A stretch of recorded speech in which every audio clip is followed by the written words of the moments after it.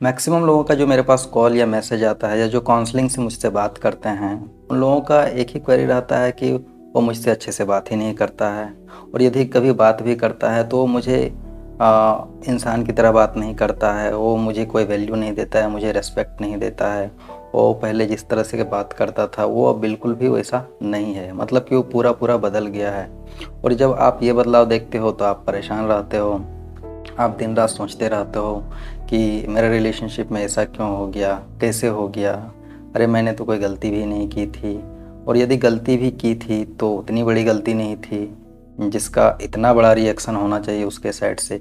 ये सारी चीज़ें आपको काफ़ी ज़्यादा परेशान करती है और सोच सोच के आप दिन रात परेशान रहते हो। मतलब कि एक एक सेकंड आपके लिए काटना काफ़ी ज़्यादा मुश्किल हो जाता है। तो आखिर ऐसे सिचुएशन में करें क्या? ऐसे सिचुएशन में उस इंसान को कैसे समझाएं? वो तो समझने के लिए तैयार ही नहीं है। किस तरीके से समझाएं कि वो इंसान समझेगा, मेरी फीलिंग को समझेगा, मेरे इमोशंस को समझेगा, ताकि रिलेशनशिप पहले जैसा हो जाए, वो पहले जैसा मुझसे बात करने लगे। तो आज हम लोग इसी टॉपिक पे डिस्कस करने वाले हैं। नमस्कार दोस्तों, मैं आपका दोस्त दिनेश और आप देख रहे हैं रैक्स। देखिए, एक चीज़ तो है कि आपका पार्टनर आपको पूरे पूरे हल्के में ले चुका है। हल्के में इसलिए ले चुका है कि आप उसके पीछे भाग रहे हो।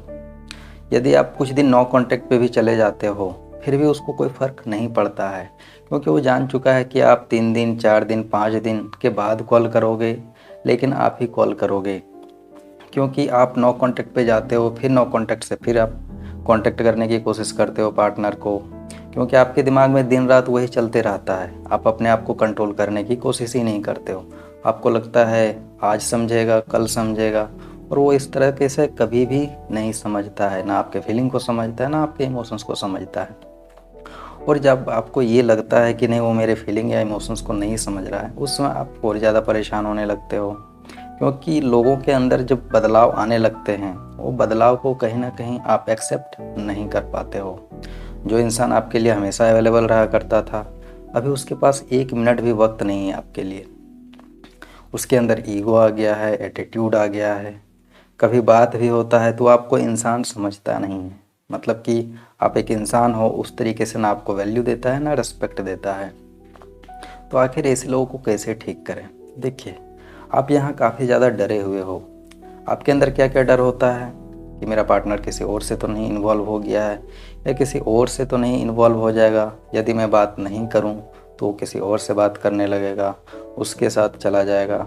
और जब आपके अंदर ये सारे डर आने लगते हैं तो आप कहीं ना कहीं आप बहुत ज़्यादा बेचैन हो जाते हो, और फिर आप अपने पार्टनर से कांटेक्ट करने की कोशिश करने लगते हो। आप जानने की कोशिश करने लगते हो कि उसकी लाइफ में क्या चल रहा है, नहीं चल रहा है, कोई आ तो नहीं गया है, कहीं किसी से बिजी तो नहीं हो गया है। और इस वजह से आपके अंदर डर काफ़ी ज़्यादा हावी हो जाता है।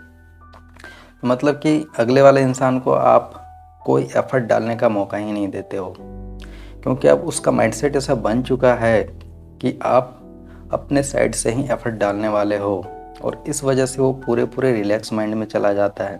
ये चीज़ आप नहीं समझने की कोशिश करते हो। मैं एक ही चीज़ हर वीडियो में बोलता हूँ, इसलिए बोलता हूँ ताकि आपको समझ में आए कि आपके साथ हो क्या रहा है और आपको करना क्या चाहिए। तो यहाँ आपको डरने की ज़रूरत नहीं है।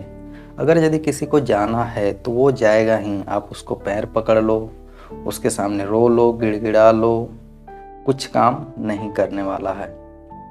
और आप उसके पीछे जितना भागोगे, ये जान लो वो उतना दूर जाते जाएगा, क्योंकि उसका इंटरेस्ट और धीरे धीरे ख़त्म होने लगेगा। आप किसी को ज़्यादा मनाने की कोशिश करोगे, ज़्यादा उसको फोर्स करने की कोशिश करोगे, तो आपको क्या लगता है कि वो आपको वैल्यू देगा? नहीं। आप तो ऐसे लोगों को आप ज़्यादा तवज्जो नहीं दीजिए, ज़्यादा वैल्यू नहीं दीजिए, क्योंकि आप ज़्यादा वैल्यू दोगे तो डेफिनेटली वो आपको छोड़ेगा और छोड़ेगा और छोड़ेगा ही। क्योंकि जिसकी वैल्यू नहीं होती है उसके सामने ना कोई जाना चाहता है, ना उसको कोई पाना चाहता है। और आप अपनी वैल्यू यहाँ पे इतना ज़्यादा डाउन करते जाते हो, धीरे धीरे धीरे धीरे आपकी वैल्यू काफ़ी ज़्यादा डाउन हो जाती है। इसकी वजह से पार्टनर का इंटरेस्ट एकदम से ख़त्म होने लगता है, और एक टाइम के बाद बिल्कुल ख़त्म हो जाता है। और वहाँ पे पार्टनर की एक्सपेक्टेशन काफ़ी ज़्यादा बढ़ने लगती है। मतलब कि आपसे तो पूरा पूरा सेटिस्फाई हो चुका है, आपसे जो मिलना था वो उसको मिल चुका है। अब उसके लाइफ में वो चाहता है कि कुछ और नया हो, और इस वजह से वो कुछ नया पाने की कोशिश करने लगता है। और वहाँ पे आपका पार्टनर आपसे दूर होने लगता है और आपको लगता है कि नहीं, अब सिचुएशन और ज़्यादा गड़बड़ हो रही है। वहाँ पे आपका कॉन्फिडेंस और ज़्यादा लो होने लगता है और आप और ज़्यादा उसके पीछे भागने लगते हो। तो यदि आपके अंदर ये कंट्रोल नहीं है, आप डर डर के हो कि कहीं चला जाएगा, मुझे छोड़ देगा, तो वो छोड़ ही देगा।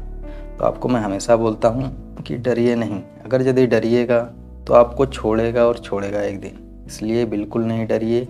वो क्या कर रहा है, नहीं कर रहा है, करने दीजिए, उसको जाने दीजिए।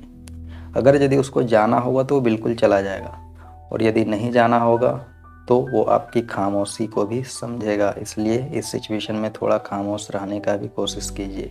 लड़ाई मत कीजिए, लेकिन खामोश रहिए। तो उम्मीद करता हूँ कि आप थोड़ा साइलेंट होने पे भी ध्यान दीजिएगा। चलिए इस वीडियो को यहीं एंड करते हैं। नमस्कार।